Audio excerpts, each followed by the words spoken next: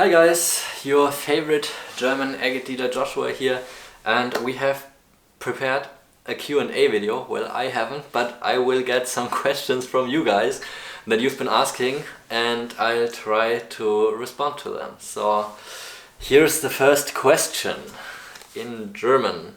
It says, wo wurden die meisten Agate gefunden? Which means, where have the most agates been found? And I think that's a very clear answer.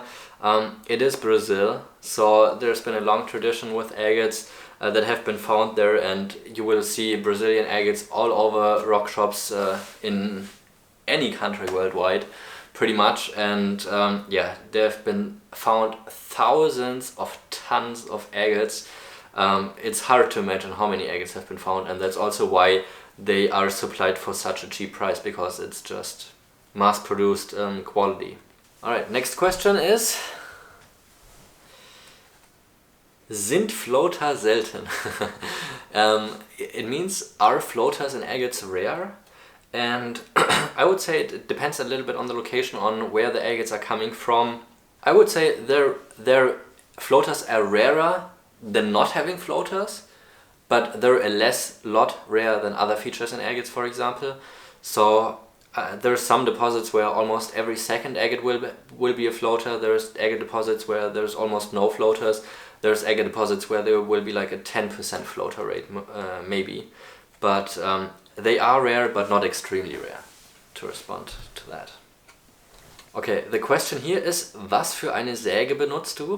Which translates to, what kind of saw are you using? And the main saw I'm using is called a Stonemaster S45 agate saw, which is only manufactured by an individual here in Germany who found a company to produce this kind of saw. And I made a video about that a couple of weeks ago, so you can check back and watch that video if you're interested in to learn how that saw is actually functioning. I have a couple smaller saws as well, but I don't use them quite that often because I personally mostly cut really high quality agates, so I'm pretty much also using only the high precision saw to cut my stones. I also have a little saw where I just can, like a trim saw where I can just cut by hand, but that's only for like the 1.5 inch sized stones. Wo und welche Sägeblätter kaufst du? So this means, where do you buy your saw blades and what kind of saw blades are you using? It's just a German company where I buy them. I've been buying there for years, so it's just convenient for me to know where I'm getting them and that the quality of the saw blades is good. I could probably get cheaper saw blades if I bought them in India or China or different places, but I just like to go with what's been working for me. And I use a saw blade that has a thickness of about 1.1 millimeters, so it's relatively thin, so it doesn't take away too much of the agate and keeps the halves relatively the same quality. Most of the saw blades I use are 420 millimeters in diameter, so I can cut rocks up to like 15 to maximum 20 centimeters in size. Alright, next question. Sägst du mit Öl oder Wasser? The question is, do you cut with oil or water? I only cut with oil for different reasons. One point is that it really quickens the amount of time you have while cutting the stone. It will take a lot more time when you cut with water, just because it's not such a good lubricant.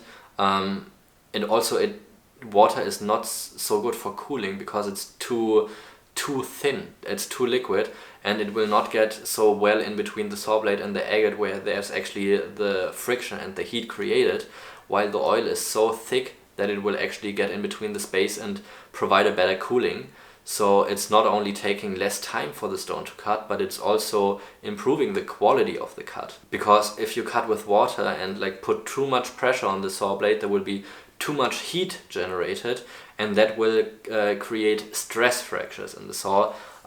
If you have ever bought any agates from China in China directly, then you will see that they're totally messed up, and the reason why that is because in China they're not cutting with oil but only with water, and that ruins a lot of agates, and you have to grind out probably around 2 or 3 millimeters to get down those stress fractures.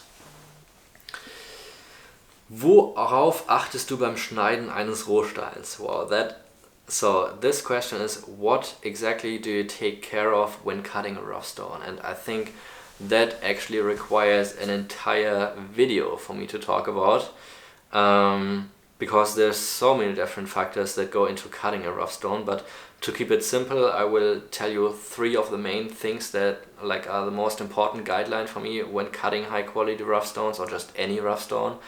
That is 1, avoid windows. So don't cut through parts where you can see open banding, like in this one for example. Don't cut through it because the banding will be interrupted. Second part, if you see any fractures from the outside, try to avoid the fractures, cut around them, because that decreases the value and the beauty of the stone by a ton. There's thousands of fractured agates around in the world, but there's only so limited pieces that don't have any fractures. That's why they have a lot higher value. And the third part is cut through the biggest volume of the stone, because that's where the most banding is concentrated, and there's different angles on how you can achieve the biggest volume. If you have a flat stone, the biggest volume is here in the center, and you can cut it lengthwise, you can cut it this, you can cut it in this kind of angle. There's a lot of different ways on how you can cut a stone and still cut it through the biggest volume, and sometimes that is where a lot more experience is required than just going for the biggest volume. Alright, next question. Woran erkenne ich den Wert eines Agats? That is an excellent question, I feel like, and it is very subjective. It really depends on the taste of the person who looks at it. It depends on the taste of the seller. It depends on the rarity of the stone. There's so many factors that go into valuing an agate. But like a very common term I hear from a lot of collectors and dealers is the agate always has the value which somebody is willing to pay. And I think that is very easy said, but puts it pretty much on the point, but not only, because I feel like with agates it is mostly about aesthetics, but also, for example, like fractures, which definitely decrease the value, but they're also part of the aesthetics. So it kind of all builds up to the point of aesthetics, and they can be very different. There's a story where I was in Tucson this year, and a collector friend from the Netherlands, he bought an agate for $1,500. It was a very nice piece. I enjoyed it a lot, and I was with him. He was showing us the agate and was just asking, what do you think, how much this agate is worth and how much you paid? And I was with a friend from Austria, a friend from Kentucky, so it was an entirely mixed up group of people, and we were all like giving our thoughts about what we thought about the value of the stone. And I liked it a lot because it was just hitting my sweet spot with the colors, with the symmetry. So I said I would easily pay $1,500 for it without knowing the price of it. And in the end it turned out he paid $1,500 for it. But the collector from Kentucky said, I have no clue, because he didn't know so much about it. It was an agate from Argentina, and he didn't know so much about worldwide agates. So he just kind of stepped back from making any statement about it. But the friend from Austria, he was like, I would not even pay $300 for it. And it was just because tastes are so different. And if you like pink agates and an agate is yellow, you don't appreciate it as much as a pink agate, for example. And I think that's also, yeah, that's I think taste, just taste. Taste is, I would say, the most important factor about the value of an agate, not just for yourself, but for the seller, on how he values the agates and is willing to sell them for what price. Alright, few more questions. Was bedeutet Wegeler-Effekt? It means, what means parallax? And I have one stone here that, okay, let's get another stone from the showcase, just so I can show it really quick. That's one of my favorite parallax pieces. Oh, I love it so much. Parallax effect means when you have this kind of effect where it looks like the bands are moving while the bands obviously are not actually moving. It's an effect that's created by light and by the bands, by translucency, by a lot of different factors. And I also already made a video about this, so if you're curious to learn more about parallax, or Wegeler in German, then you might want to watch that video, because these are the most fun agates of all. I love them.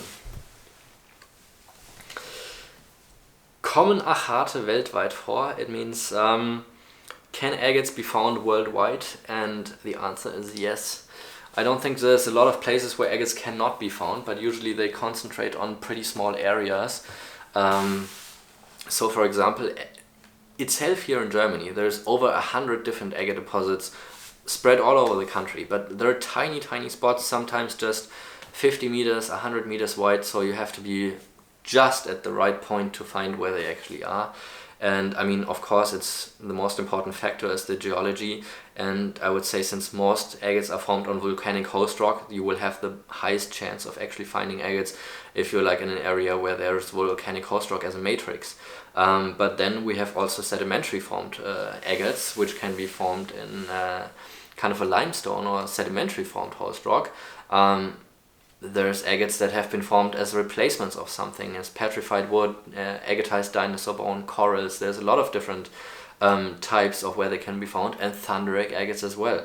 So these sedimentary agates, volcanic host rock in andesite, and the thunderic agates, I would say these are probably the three main places where agates can be found, and wherever in the world this kind of host rock exists, agates can be found. Potentially, like not on all the places where there's volcanic host rock or sedimentary host rock is where you will find agates, but there's the possibility. So there has to be like a kind of silica fluid that actually enters the cavities to form the agate in the cavity, but the potential is at least there. Last question, I think. Wie lange dauert die Verwitterung von Agaten? Welche Faktoren spielen eine Rolle? It means how long does it take for agates to kind of get like weathered out, and what kind of factors are important for changing agates through time. Here, because it was a German collector asking the question, I will also show a German agate to explain it. And this is an agate from the Ahrenrad location, which is in the western part of Germany. It's one of the Mosel River agates. And here you can see on the backside that some of the agate bands have been more worn out than others, and that also depends on the agate bands itself. They kind of have different hardnesses, so if there's like more crystallizations of a certain type of mineral, they might be harder than actually other parts of the agate where there's different kind of tiny elements that are caught in the agate banding. And factors I would say are rain, ice, but most importantly the sun. The sun will change the most, I believe, and when an agate turns out white like this on the backside, this is also what we call an opalized husk. So due to sun just shining on the rock for thousands of years, it will turn white on the backside, and that's not only what you see in Germany, but for pretty much any location worldwide where an agate has been exposed to the surface, they will have this kind of white layer on top of the backside. Just nature. Nature is affecting the why agates are changing their outside. But also agate deposits itself, they're changing. For example, every agate deposit in the beginning starts with agates that have been found on the surface. So because sometimes they're below the surface, and you wouldn't know that there is actually agates below the surface if you didn't find them on top, because they've been eroded from the top layers.